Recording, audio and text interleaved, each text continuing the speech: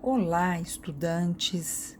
Aqui é a professora Cristiane e hoje nós teremos uma aula sobre sintaxe.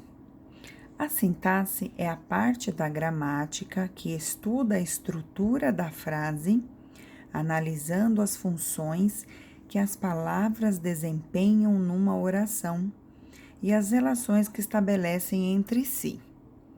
A gramática, como vocês já devem saber, ela se subdivide em sintaxe, morfologia, fonologia e etc. Mas hoje nós vamos ficar nessa parte aí da sintaxe.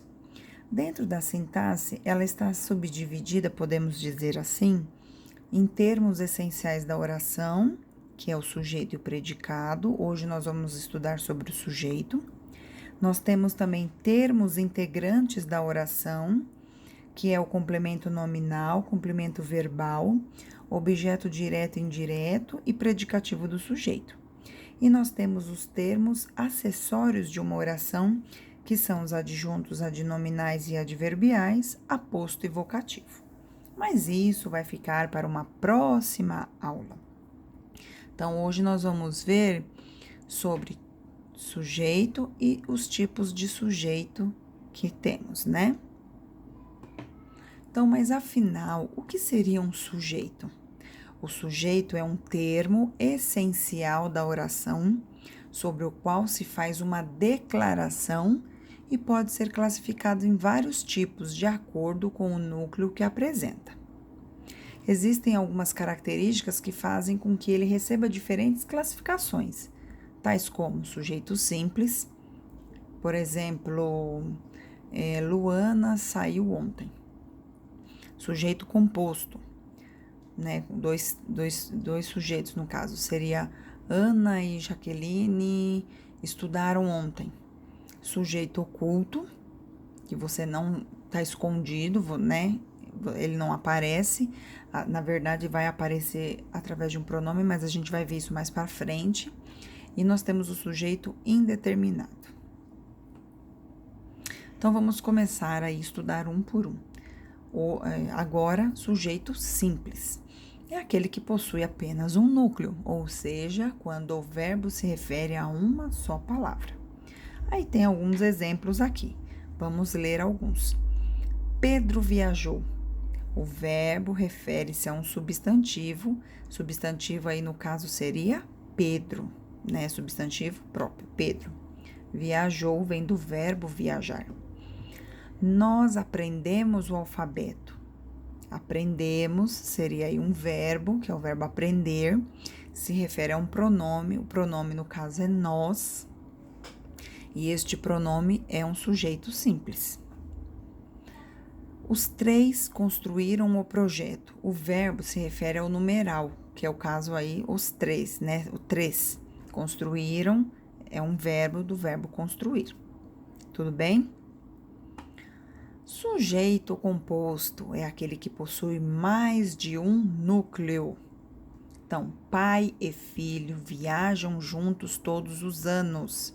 Então, pai e filho, duas pessoas, dois núcleos, sujeito composto. Poderia ser pai, filhos e vizinhos? Também pode, poderia, pode, né?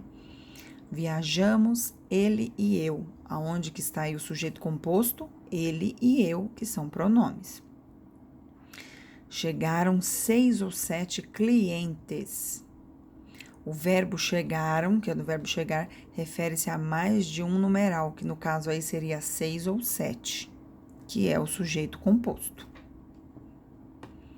Nós temos agora o sujeito oculto, é aquele que não está explícito, que não aparece na oração, mas pode ser determinado pela flexão número-pessoa do verbo, ou por sua presença em alguma oração antecedente. Veja os exemplos. Gosto de viajar todos os anos. Quem que gosta de viajar? Eu. Então, sujeito oculto. Chamava-se Maria, tinha 16 anos. Sujeito oculto é a Maria, determinado pela presença do sujeito, que é o chamava-se, né? Sujeito indeterminado é aquele que, embora existindo, não se pode determinar nem pelo contexto, nem pela terminação do verbo. Na língua portuguesa, há 3 maneiras diferentes de indeterminar o sujeito. Porém, aqui eu vou trabalhar com 2. O primeiro é com o verbo na terceira pessoa do plural. O verbo é colocado na terceira pessoa do plural, sem que se refira a nenhum termo identificado anteriormente. Exemplo: procuraram você por todos os lugares. Quem que procurou, você não sabe quem, né? Mas o verbo está aí na terceira pessoa do plural. Estão pedindo o seu documento. Também você não sabe quem pediu, né? E a outra ideia seria com o verbo ativo na terceira pessoa do singular, acrescido do pronome se. Eu falo partícula se para ficar mais fácil. Então, o verbo vem acompanhado do pronome se, né? Que atua como índice de indeterminação do sujeito. Para você saber melhor, vamos aqui para um exemplo. Por exemplo, né? Tá aqui. Vive-se melhor no campo. Vive-se. Tem a partícula se. Toda vez que numa oração tiver a partícula se, se numa pergunta tiver lá, identifica as orações abaixo, quais são as indeterminadas. Aparece a partícula se do precisa-se, vive-se, vende-se, compra-se. Você já sabe que é sujeito indeterminado. Você não vai errar, tá? Agora, nós temos a oração sem sujeito. Mas vamos ver o que está escrito aqui. Observe as orações seguintes e tente identificar o sujeito. Chove muito nessa cidade. Há muitos animais no zoológico de Brasília. Chove muito. Tem algum sujeito aí? Não. Mas a palavra chove já dá um indício de alguma coisa. Há muitos animais. Este há do verbo haver, né?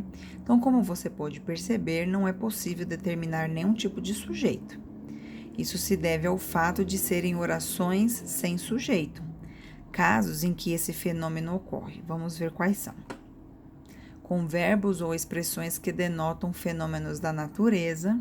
Então, tem um exemplo: de manhã choveu muito. Com o verbo haver, no sentido de existir. Exemplo: há muitos animais. Então, existem animais no zoológico, né? E com o verbo haver, quando indica tempo decorrido. Exemplo: aguardo a encomenda há 2 meses. O tempo aí é 2 dias. O tempo aí está indicando aí os 2 dias, certo? E aí nós temos aqui exemplos. Então, com os verbos ser, fazer e ir na indicação de tempo ou relacionados a fenômenos da natureza. Então, tá bem em destaque aí, de rosinha, né? Era bastante tarde, fazia frio durante aquela noite, todos aí dando indicação de tempo, né? E vai para uns 2 anos que não vejo meus pais, né? Também tá aí no caso tá indicando tempo, fazia frio, fenômeno da natureza, era bastante tarde, indicação de tempo também, certo? Essa aula foi bem curtinha, eu espero que vocês tenham gostado. Eu tentei fazer de uma forma muito simples para que a gente possa entender. E até a próxima videoaula.